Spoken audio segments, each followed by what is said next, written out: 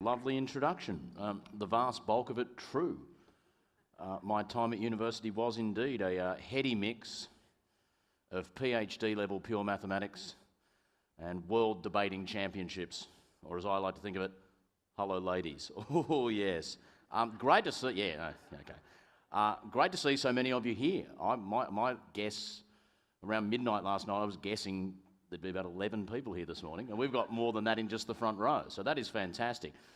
We're here to talk about thinking and innovation. I'm going to speak for a while, and then we've got a couple of other featured keynotes, and I'll do a Q&A with them in and around thinking and where innovation and brain power is taking us in the next little while, in particular in the built environment and cities. And I don't think there's ever been a more exciting time to talk about this sort of stuff. I'm really excited when I get to come to conferences like this and interact with the sort of people I've been meeting and talk about these sort of topics to groups as august as this. And there's also part of me that is surprised that I even find myself here doing this. When I grew up, where I grew up, I certainly didn't ever expect to be walking around on a stage like this talking about dynamic innovation and things like that. I was a pretty typical kid growing up.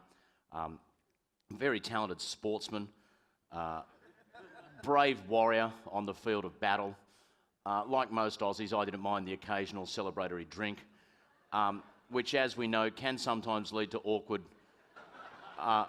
social circumstances. This is my dad's work Christmas party in the late 1970s, and those of you who've grown up in Sydney would know the phenomenon of Western Sydney in December.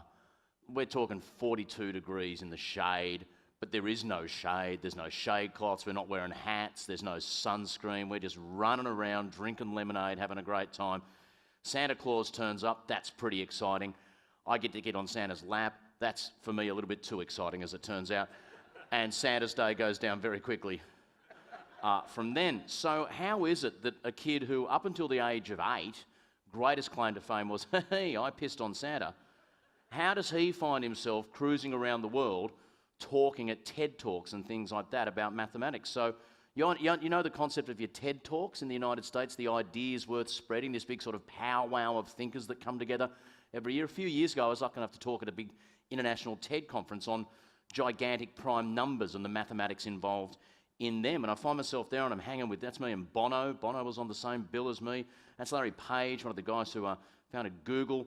Matt Groening from The Simpsons. I got to meet Matt Groening. And anyone who knows The Simpsons, anyone who loves maths and has watched The Simpsons would know all the head writers of The Simpsons are maths graduates. There's a fantastic book a couple of years back called The Mathematical Secrets of The Simpsons that runs through all the hidden jokes these guys lace through episodes of The Simpsons. Matt Groening said he liked my talk, and that was about as exciting as it got for me. I was talking about mathematics. I was talking about the beauty of prime numbers. Now, you'll remember, I don't need to tell you guys, 6 is not prime, yeah, because it's 2 times 3. 7 is prime because it's 1 times 7. We can't break it down to anything more than that. I gave this 18-minute talk. The primes go on forever. They're infinite. I gave this 18-minute talk on the biggest prime number we yet discovered, how we discovered it, that sort of stuff. It was all about this guy, this withering stud of a man, Dr. Curtis Cooper. This guy, when it comes to hunting down giant prime numbers, this guy is the Wolverine of mega primes, okay? Because he had the world record. He'd discovered the largest prime we ever knew. Some other data scientist came along and found a bigger prime. Dr. Curtis Cooper went and got that record back. Early this year, he discovered the largest prime number we currently know. And big prime numbers are all powers of 2, and then you take away one of them. So just multiply the number 2 lots and lots of times, take away 1, and you occasionally stumble on a prime number. The largest prime number we know is that. Take the number 2 and multiply it by itself 74,207,211 times. Take away 1, you end up with a number that's 22.5 million digits long. And we know it's prime. Pause to think about it. I'm not saying it's as big as the number 22.5 million. I'm saying it's 22.5 million digits long. Okay, so if I was to try and show you that number, right, here's the first 1,000 digits of it. It's beautiful, isn't it? So if I wanted to show you that number in total, I'd have to show you 22,500 screens like that. So if I was to show you one screen every second, to show you this entire number would take 6.5 hours, right? I'd be having the time of my life. You would want to stab me. So we're not going to do that, but we are just going to dwell on the fact that we'd need over 22,000 screens to explain that prime number. Now, when I was talking with the organisers about the sort of stuff I wanted to talk with you guys about, I was advised by an anonymous conference organiser, look, you're on the morning after the big party, you might want to go a bit light on the mathematics there, okay? So we're going to leave, if it's all right with everyone, we're going to park the pure maths and mega prime searches here, if that's all right, and not talk about mathematics anymore, yeah? We good with that? Yeah? If you're feeling sad, there's always morning tea. We can talk about it as much as you want. But the point I made when I gave that TED talk was, when you look at the largest prime, this is a really obscure niche area of mathematics, the biggest prime number we know at any given time. And you look at how big it is, and in the last 10 years, that chart has just asymptotically taken off as supercomputing and digital data and all that come on board. And my point is this, that ridiculous explosion you see in something as obscure and niche as what's the largest prime number we know is a metaphor for what's happening in every single field of science and practically every field of human endeavour right now. It's not just about silly little prime numbers getting bigger and bigger. That explosion of size and scale is what we're seeing everywhere. And a few examples I'd like to give from the scientific world before I'll move more into the world of property. In 2012, Roche, the pharmaceutical company that you've all heard of, conducted a single experiment, a single project. They took 300 cancer tumours and they extracted their DNA. They took the DNA out of 300 cancer cells. That single project created more data than Roche had created as an entire organisation in everything it had done across the century 1910 to 2010. So pause to think about that. They've done a single thing in 2012 that created more data than they had created in their entirety of a century's work up until only about 18 months before then. Some of you would have heard of the Square Kilometre Array. It's a series of radio telescopes we're building in Western Australia and South Africa. If you drag them all in together, there's about 1 kilometre by 1 kilometre of radio telescopes. They're spread out over a massive area.